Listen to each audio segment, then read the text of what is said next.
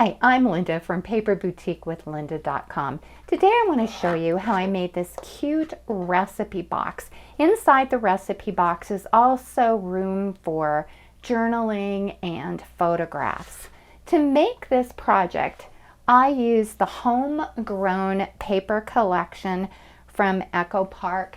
It is just a whimsical and vintage collection that worked perfectly.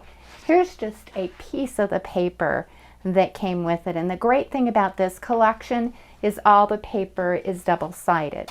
What I used to make the recipe box is actually this craft paper from Recollections that I purchased at Michael's. If you've watched any of my videos, I use this paper a lot. I use it on all my mini albums. The paper is so forgiving, and I have great luck when I cover things that it doesn't crack. Well, let's talk more about this recipe box. For this box, I used my Silhouette Cameo and a file from Lori Whitlock. The number is 71002 to make this. Lori also has a file available on her website that works for the Cricut machine. If you go to Lori's website and search for the 4x6 recipe box, you'll find one that works with the Cricut Explorer. Lori's cutting collection comes with pieces to make this box, and I'm going to turn it around. All of the layers that you see, I'm going to turn it to the back. And the file also comes with cutting files for the individual dividers and for the recipe cards. And I'll take those out in just a moment. If you do not have a cutting machine, you could purchase a recipe box like this. Michael's has a wooden one that you could get for $5.99, so you don't necessarily need a cutting machine for this project. Well, let's take a look at the box.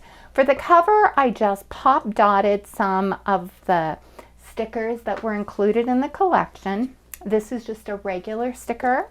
On the back, I did another pop dot with one of the cut-aparts and one of the stickers. And on the side I did this. This recipe box is very durable. And the inside lid also comes with a liner. And like I mentioned earlier, all of these are cutting files, so you can immediately do the layers.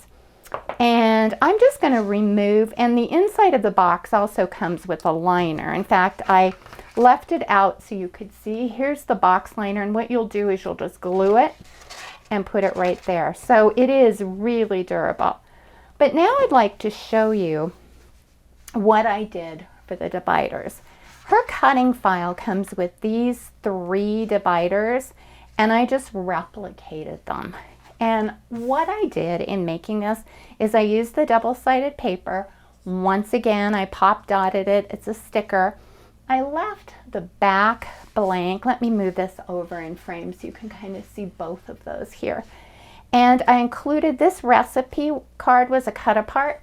On the back of all of them, I did like photo mats. So it's kind of like a recipe box and a mini album in one. I used my Silhouette software to go ahead and do an internal offset. So I could just cut all of these using my machine. Again, here's the second divider. I used a cute little cut apart and pop dotted it. What I did here is I just made a photo mat and another cut apart, and on the back. This collection is so kind of old-fashioned, vintage, and charming, I like to say, all in one. And the great news about the collection is it's double-sided.